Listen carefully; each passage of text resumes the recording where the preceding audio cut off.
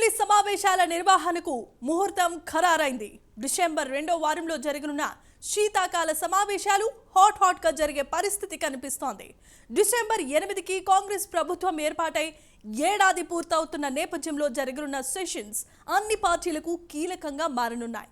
హైడ్రా, మూసీలపై అసెంబ్లీలో రణరంగ వాతావరణం నెలకొనడం ఖాయంగా కనిపిస్తోంది.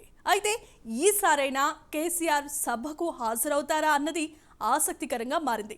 మరోవైపు తెలంగాణ అసెంబ్లీ సమావేశాలు ప్రారంభమయ్యేలోగా మంత్రివర్గ విస్తరణ జరుగుతుందని ప్రచారం జరుగుతోంది.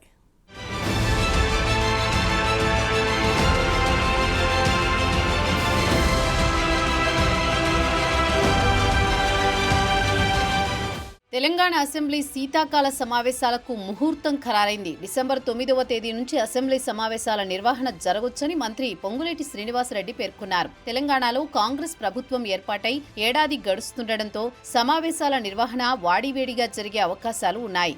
అసెంబ్లీ సమావేశాల్లో నూతన రెవెన్యూ చట్ట బిల్లును ప్రవేశపెట్టనున్నట్లు మంత్రి పొంగులేటి తెలిపారు.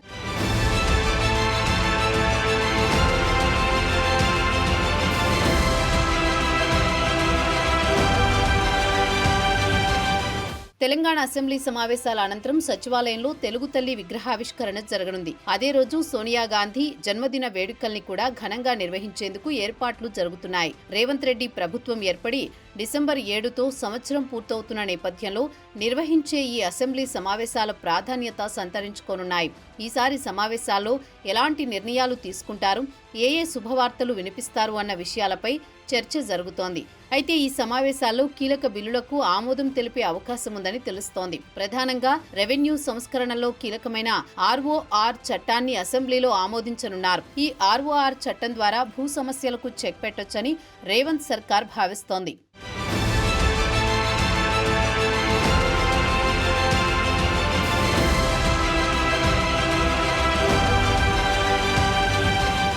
వీటితో పాటు సర్కార్ ప్రతిష్టాత్మకంగా నిర్వహించిన కులగణనపై చర్చించి ఆమోదించనున్నారు.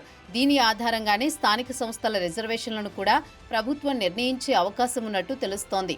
మరోవైపు ఈ సమావేశాల్లోనే రైతు భరోసాతో పాటు ఆసరా పింఛన్ల పెంపుపైన అసెంబ్లీలో తీర్మానించనున్నట్టు సమాచారం.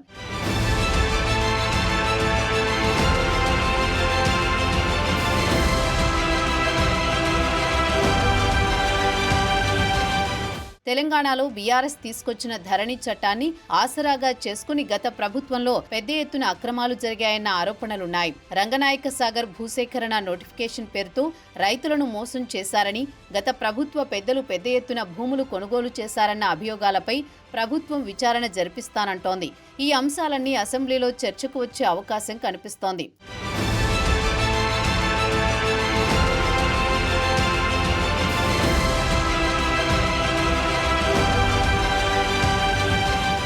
మరోవైపు బీఆర్ఎస్ హయాంలో జరిగిన కాళేశ్వరం ప్రాజెక్టు అవకతవకలు, విద్యుత్ కొనుగోళ్లు, ఫార్ములా కార్ రేసులో అవకతవకలపై జరుగుతున్న విచారణలు చివరి దశకు వచ్చాయంటున్నారు. ఆ నివేదికలు ప్రభుత్వానికి అందితే అసెంబ్లీలో అగ్గి రాజుకోవడం ఖాయంగా కనిపిస్తోంది.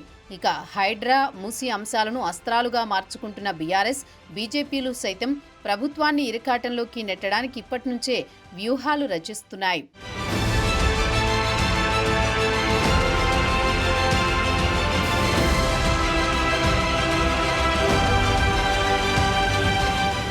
అయితే ఈ సమావేశాలకైనా మాజీ సీఎం, ప్రధాన ప్రతిపక్ష నేత కేసీఆర్ హాజరవుతారా అన్న ఉత్కంఠ కొనసాగుతోంది. బడ్జెట్ సమావేశాల సమయంలో ఒక్కపూట మాత్రమే సభకు వచ్చిన కేసీఆర్ మళ్లీ రాకపోవడం సర్వత్రా విమర్శలకు తావిస్తోంది.